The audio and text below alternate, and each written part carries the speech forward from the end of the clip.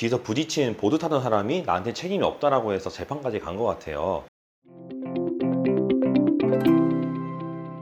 보험금 청구기술 보청기 구독자 여러분 반갑습니다. 오늘 시간에는 판례를 좀 살펴볼게요. 스키장에서 이용객끼리 부딪혔을 때입니다. 겨울 되면 스키장 많이 가시죠. 그래서 스키장 가가지고 뭐 내가 스키를 타든 보드를 타든 하실 거예요. 근데 가면은 혼자 계십니까? 많이들 있죠. 그러면은 이용객들끼리 뒤엉키다 보면은 부딪히는 사고도 발생할 수 있겠죠, 충분히. 자, 이렇게 스키나 보드를 타다가 타인과 충돌했을 때는 업장 책임이 있는 경우도 간혹 있겠지만 웬만하면 일상생활 하다가 배상 책임이 발생했을 때 책임을 지는 일배책 보험으로 처리를 되게 많이 합니다. 그러면 여러분들이 궁금하신 거는 이게 사고 처리가 어떻게 될까? 그 중에서도 뭐냐? 내가 이렇게 다쳤을 경우에는 과실은 어떻게 될까? 이런 거 되게 궁금하실 거예요. 근데 이런 게 원만히 해결되는 경우도 있겠지만 원만하게 해결되지 않아서 재판 가는 경우도 있습니다. 심지어 크게 다치지 않았는데도 말이죠. 오늘 들어보실 판례가 그겁니다. 사고 장소가 스키장인데 스키장이 대부분 강원도에 있죠. 그러다 보니까 재판을 춘천지방법원 이쪽 가서 많이 합니다.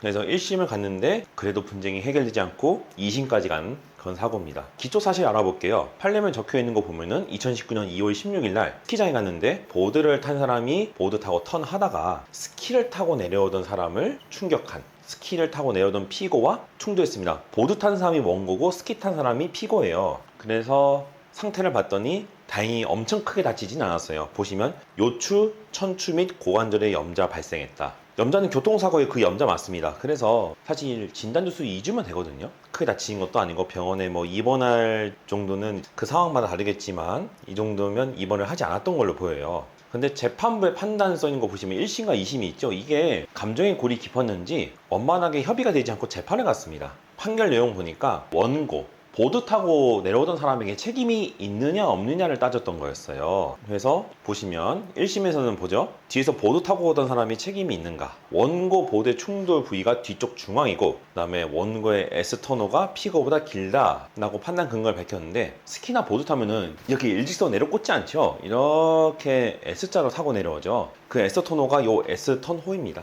자, 원고 보드의 충돌 부위가 뒤쪽 중앙이다. 정확하게 뒤에서 갖다 박은 거고 그 다음에 S터너가 피고보다 길다는 이유로 손해배상금 지급 채무가 없다 라고 판결했습니다. 뭔가 돈 안 내도 된다는 얘기예요. 이게 사실은 채무 부존재 소송이었거든요. 내 채무가 존재하지 않는다. 근데 2심에서 피고가 말도 안 된다라며 항소를 갔어요. 근데 항소는 어떻게 됐냐? 아무리 그래도 원고한테 충돌을 방지하기 위해 주변을 잘 살피고 안전하게 탈 주의 의무는 존재한다. 그래서 원고에게 손해배상 책임이 존재한다라고 1심 판결을 뒤집어 엎었습니다. 그럼 원고는 손해배상을 얼마나 해줘야 되냐? 책임의 제한부터 보니까 사고 정황을 봤을 때는 원고의 책임은 대략 30%로 판단이 되고 이것을 기초로 손해배상금을 판단했을 때 위자료는 20만원, 치료비는 책임의 제한 30% 적용했을 때 38,610원이 나왔습니다. 그래서 합계 얼마? 238,610원이었습니다. 애초에 피고가 요구했던 금액도 100만원 돈이었거든요. 그러다 보니까 원고의 책임 30% 제한했을 때 요 금액이 나왔던 걸로 보입니다. 자, 오늘 준비한 주제는 여기까지입니다.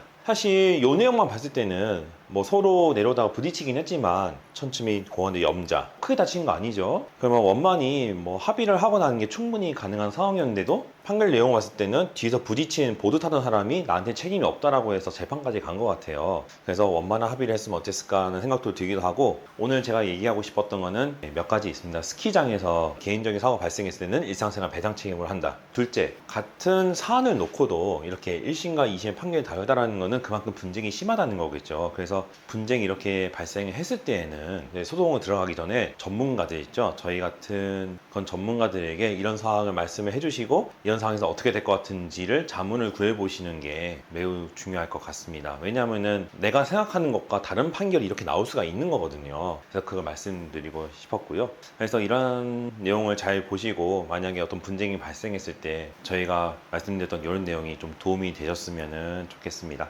자, 보험금 청구에서 보청기는요 매일 아침 8시에 업로드가 되니까요 오늘 방송한 내용이 유익했다 생각하시면 구독과 좋아요 부탁드리고요 다음번에는 좀 더 유익한 보험 이야기로 여러분을 찾아뵙도록 하겠습니다. 구독자 여러분 감사합니다.